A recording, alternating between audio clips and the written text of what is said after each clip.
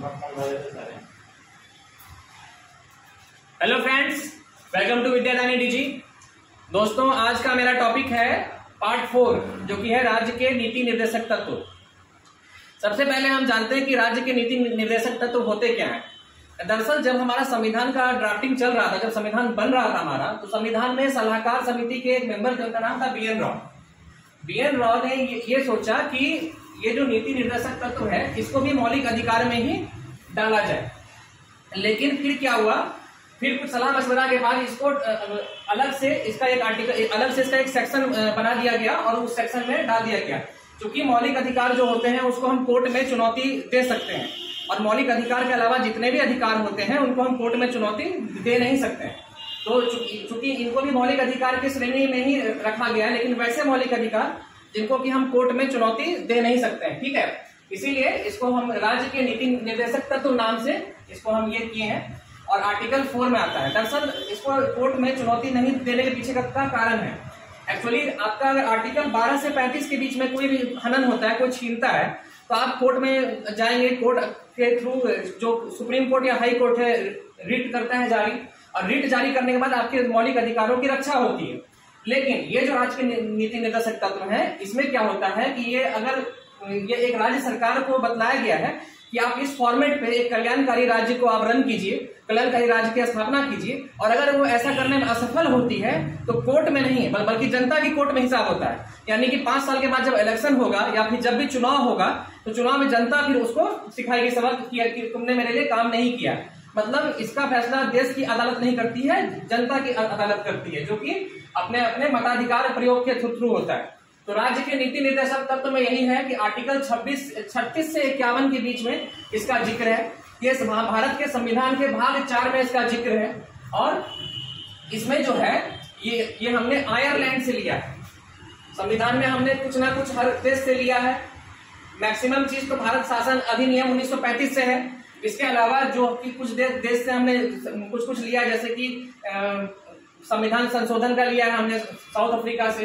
वैसे ही ये राज्य के नीति निर्देशक तत्व, जिसको कि हम लोग डीपीएसपी भी करते हैं, यानी कि directive principle of state policy, ठीक है, ये हमने आयरलैंड से लिया है। कभी कभी एग्जाम को टफ बनाने के लिए पूछ देता है कि आयरलैंड ने कहां से लिया है, तो आयरलैंड ने स्पेन से लिया है, ठीक है।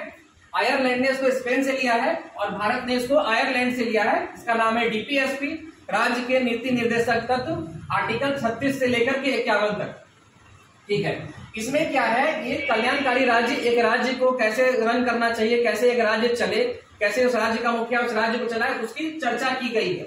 अगर वो ऐसा करने में असफल होता है तो इसको कोर्ट में आप चुनौती नहीं दे सकते हैं। आपका यही अधिकार है कि आप अगली बार जब चुनाव हो तो चुनाव में आप उस पार्टी को या फिर उस नेता को जीतने ना दें, अपने मताधिकार का प्रयोग करके, ठीक है। अब एक क्वेश्चन यहाँ पे क्या आता है कि इसमें कल्याणकारी राज्य का मतलब क्या हुआ। कल्याणकारी राज्य का मतलब वैसा राज्य हुआ जहां पे सभी वर्ग के लोगों के हितों की रक्षा हो और संसाधनों का वितरण सभी लोगों के बीच में हो, जहां पे किसी भी प्रकार का पक्षपात नहीं हो, सभी वर्ग के लोगों का, सभी प्रकार के लोगों का कल्याण हो। तो आर्टिकल 36 यही कहता है कि कल्याणकारी राज्य की स्थापना, ठीक है।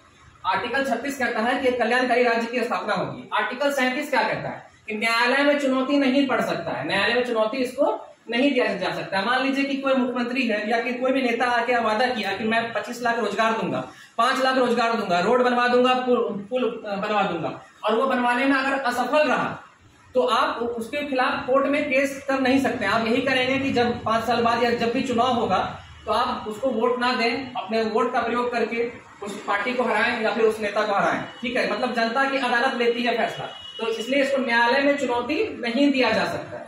अब हम आते हैं आर्टिकल 38। आर्टिकल 38 क्या कहता है। आर्टिकल 38 कहता है कि सभी प्रकार के लोगों को सामाजिक, आर्थिक और राजनीतिक न्याय मिलना चाहिए। सामाजिक, आर्थिक और राजनीतिक न्याय, ये क्वेश्चन एग्जाम में एक बार आया हुआ है कि कितने प्रकार की न्याय की चर्चा हुई है। तो सामाजिक न्याय, आर्थिक न्याय और राजनीतिक न्याय, 3 प्रकार के न्याय की चर्चा हुई है। वहीं एक क्वेश्चन एग्जाम में आया है कितने प्रकार के लोकतंत्र की चर्चा हुई है। तो सामाजिक और आर्थिक, सिर्फ 2 प्रकार के लोकतंत्र की चर्चा हुई है। तो एग्जाम में कंफ्यूजन करने के लिए कभी कभी आपको पूछ देता है कि लोकतंत्र में कितने प्रकार की चर्चा हुई है, और सामाजिक, आर्थिक और राजनीतिक तीनों ऑप्शन में रहता है, तो आप सिर्फ सामाजिक और आर्थिक डालेंगे। और जब न्याय की बात आती है तो सामाजिक, आर्थिक और राजनीतिक न्याय तीनों डालेंगे, ठीक है। ये अंतर है। अब आते हैं आर्टिकल 39 यानी कि 39 क्या कहता है? संसाधनों का उचित वितरण। संसाधनों का उचित वितरण, मान लीजिए कि सरकार के पास कोई संसाधन है, जैसे कोई योजना के तहत चावल वितरण कर रही है, गेहूं वितरण कर रही है, या अभी जैसे कोरोना का वैक्सीनेशन पड़ रहा था, जो भी संसाधन है जो सरकार सभी लोगों को वितरण कर रही है वो उचित वितरण हो। ऐसा ना हो कि एक ही व्यक्ति के पास सब कुछ आ जाए और बाकी लोग ऐसे ही रह जाए। ठीक है, संसाधनों का उचित वितरण सभी वर्ग के लोगों में बिना पक्षपात किए हो, ताकि एक कल्याणकारी राज्य का परिभाषा यहाँ पे पूर्ण हो सके। ठीक है, दूसरा क्या है आर्टिकल 39 में ही, समान कार्य के लिए समान वेतन। मान लीजिए कि सपोज कि स्कूल में कोई टीचर है, वो पढ़ाता है फिजिक्स, और वहीं एक लेडीज टीचर है, वो भी क्या करते हैं, पढ़ाती है फिजिक्स। तो फिजिक्स का जो जेंट्स टीचर है और फिजिक्स की जो लेडीज टीचर है, दोनों का सैलरी सेम होना चाहिए। समान कार्य के लिए समान वेतन, एक ही पोस्ट पे हुए हुए दो व्यक्तियों का वेतन बराबर होगा।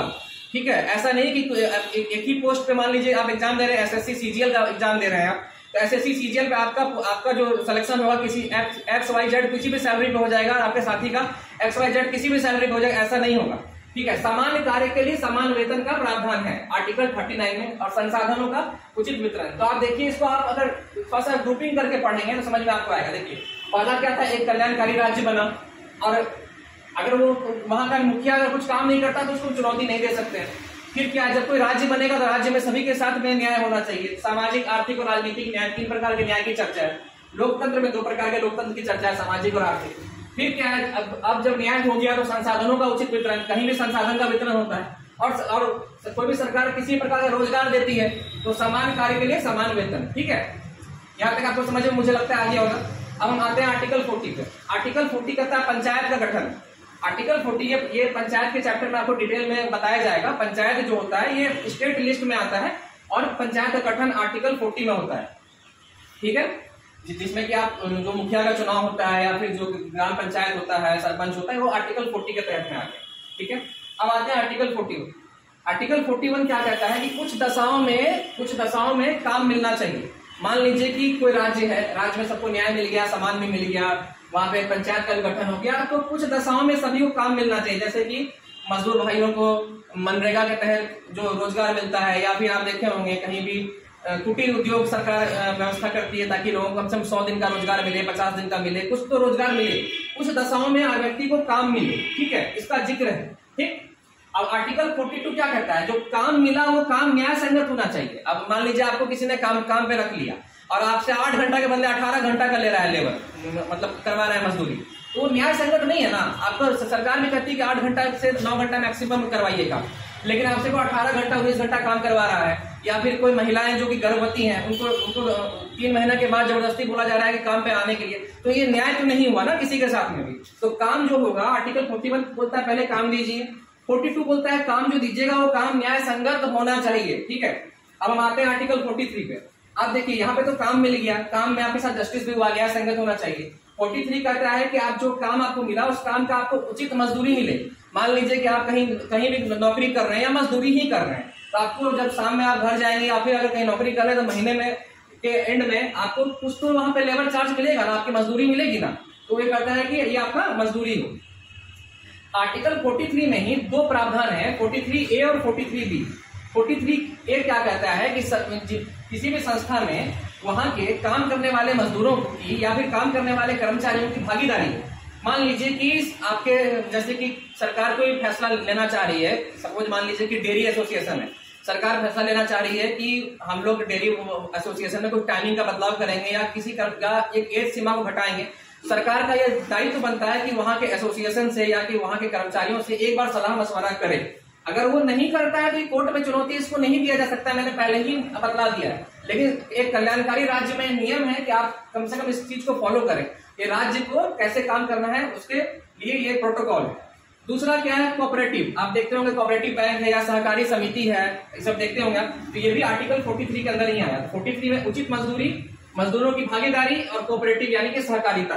ठीक है, अब आता है आर्टिकल 44। आर्टिकल 44 है समान सिविल संहिता। ये क्या होता है कि कॉमन सिविल कोड, जैसे कि हमारे देश में 2 टाइप का चलता है सिविल संहिता चलता है। एक तो जो फौजदारी और दीवानी चलता है, जैसे मान लीजिए किसी कोई व्यक्ति ने कोई जुर्म किया तो उस जुर्म की जो जुर्म का जो पनिशमेंट है वो तो सबके लिए इक्वल है, या फिर कोई लैंड रिफॉर्म का मामला है वो सबके लिए इक्वल है। लेकिन जो धार्मिक कानून है, जैसे कि हिंदू धर्म का कानून कुछ और है, इस्लाम धर्म का कानून कुछ और है, ठीक है, वो धार्मिक कानून यहाँ पे कहता है कि कॉमन सिविल कोड सबका एक ही रहे। देखिए समान सिविल संहिता, जैसे कि यहाँ देखिए 4 है और 4 है, 4 और 4 मतलब एक ही है, कोई अंतर नहीं है 4 और 4 में। तो वैसे ही समान सिविल संहिता, ठीक है, कॉमन सिविल कोड का प्रावधान आर्टिकल 44 में। अब आते हैं आर्टिकल 45। आर्टिकल 45 पहले क्या था कि 6 से 14 वर्ष की उम्र के बच्चों को शिक्षा दिलाने का अधिकार था। तो इसमें क्या था कि कोई राज्य चाहे तो शिक्षा दिलाए, कोई राज्य चाहे तो शिक्षा नहीं दिलाए, तो बच्चे तो शिक्षा से रह जाएंगे, वंचित हो जाएंगे। तो इसीलिए जब हमारा 2002 में जब अटल बिहारी वाजपेयी की सरकार थी तो 86वां संविधान संशोधन करके इस आर्टिकल 45 को उठा के आर्टिकल 21A में डाल दिया गया। मतलब ये आपका मौलिक अधिकार हो गया। तो अब ये तो मैंडेटरी हो गया हर राज्य को देना, शिक्षा का अधिकार में ये आ गया। अब तो ये कोर्ट में चुनौती भी दिया जा सकता है, क्योंकि जो भी आपका मौलिक अधिकार होगा आर्टिकल 12 से 35 वो कोर्ट में चुनौती दिया जा सकता है। इसीलिए आर्टिकल 45 में क्या हुआ, जब 6 से 14 वर्ष के उम्र के बच्चों का शिक्षा का प्रावधान था तो उनको ये उठा करके ये आर्टिकल 21A में वाजपेयी जी की सरकार थी तो उसमें डाल दिया गया। तो अब ये शिक्षा का अधिकार हमारा मौलिक अधिकार है, ठीक है। तो यहाँ पे 45 वाला जगह खाली हो गया। 45 में था 6 से 14 वर्ष के बच्चों को, तो कोई राज्य देता था, कोई राज्य नहीं देता था। तो अब है कि मैंडेटरी है, देना ही देना है, ठीक है। तो यहाँ पे क्या किए, यहाँ पे कुछ खाली रहेगा, कुछ तो यहाँ पे आएगा ना। तो यहाँ पे 0 से 6 वर्ष के बच्चों के लिए उनके लिए स्वास्थ्य का उनको उचित टीका मिले, उनको अगर उनके लिए किंडरगार्टन वगैरह या प्राइमरी स्कूल जो होता है नर्सरी स्कूल की व्यवस्था हो, ये सब का प्रावधान आर्टिकल 45 के तहत आ गया। मतलब छोटे बच्चे जो कि जन्म लिए नवजात बच्चे हैं या फिर 4 साल 5 साल का जो बच्चा लोग है उसको उचित या तो स्कूल में ABCD सिखाने के लिए उचित शिक्षा मिले, या फिर उसको जो उसका टीकाकरण है, जैसे कि आप बिहार में देखते हैं कि मिशन इंद्रधनुष चल रहा है, 7 तरह का टीका सरकारी अस्पताल से छोटा बच्चा लोग को मिलता है। तो वैसे इसका प्रावधान इसमें आ गया। पहले इसमें था 6 से 14 वर्ष का, जो कि 21A में शिफ्ट हो गया। अब आते हैं आर्टिकल 46। देखिए 45-46 में बहुत ज्यादा अंतर नहीं है। 45 कहता है 0 से 6 वर्ष के सभी तरह के बच्चों को, और 46 क्या कहता है, अनुसूचित जाति और अनुसूचित जनजाति की शिक्षा और उनके आर्थिक हितों का रक्षा। मतलब समझिए, जैसे कि अनुसूचित जाति और जनजाति के लिए आप देखते हो कहीं अलग से कोई विद्यालय बना दिया गया, या उनको अलग से कुछ एक्स्ट्रा स्कॉलरशिप दे दिया गया, या 10-12 पास करने पर उनको एक्स्ट्रा पैसा मिला ताकि वो हायर स्टडीज में जाए, या फिर आरक्षण दिया गया कुछ परसेंटेज लेकर के। तो आर्टिकल 46 के तहत ही हुआ, ठीक है, अनुसूचित जाति और जनजाति के लिए। अब आर्टिकल 47 क्या कहता है कि नशा विरोध या फिर शराबबंदी। जैसे कि आप देखेंगे बिहार में शराब की बंदी है, गुजरात में शराब की बंदी है, तो ये स्टेट गवर्नमेंट का लिस्ट है। आप चुनौती दे नहीं सकते हैं कोर्ट में कि शराब को फिर से ओपन कीजिए, ठीक है, क्योंकि DPSP जो है कोर्ट में चुनौती नहीं दिया जा सकता। तो बिहार के मुख्यमंत्री ने जो शराबबंदी किया है वो आर्टिकल 47 के तहत किया है, शराबबंदी का प्रावधान। आर्टिकल 48 में क्या कहता है, पशुपालन। आप देखते होंगे पशुपालन की जो व्यवस्था होती है वो आर्टिकल 48 में है। 48 में ही एक और है 48 का A, पर्यावरण।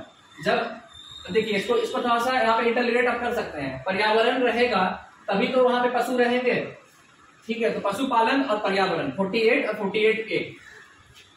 अब आते हैं आर्टिकल 49 में। 49 क्या कहता है, राष्ट्रीय स्मारक की रक्षा। मान लीजिए कि जैसे कि बिहार है, बिहार नालंदा है, विक्रमशिला है, या फिर किसी भी स्टेट में जैसे यूपी है वहां पे सारनाथ है, तो जो भी राष्ट्रीय स्मारक वगैरह हैं, जैसे कि दिल्ली में लाल किला है, जो भी उनकी रक्षा हो, उनकी संस्कृति की रक्षा हो, उनको मेंटेन करने का काम दायित्व जो है राज्य सरकार का है आर्टिकल 49 के तहत, ठीक है। यहां तक समझ में आप लोगों का आ गया। अब आर्टिकल 50। आर्टिकल 50 क्या कहता है, न्यायपालिका एवं कार्यपालिका का पृथकीकरण, यानी कि separation of executive from judiciary.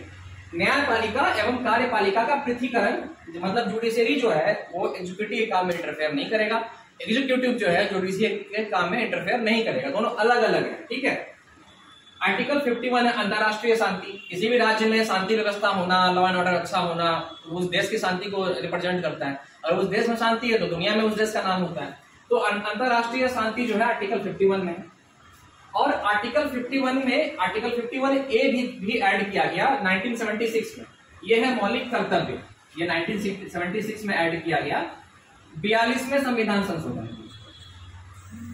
इसका मतलब मौलिक कर्तव्य, देश में रहने वाले नागरिकों का क्या कर्तव्य है देश के प्रति, वो बताया गया है। ठीक है, तो आप देख सकते हैं कि राज्य के नीति निर्देशक तत्व को कैसे मैंने डिस्कस किया।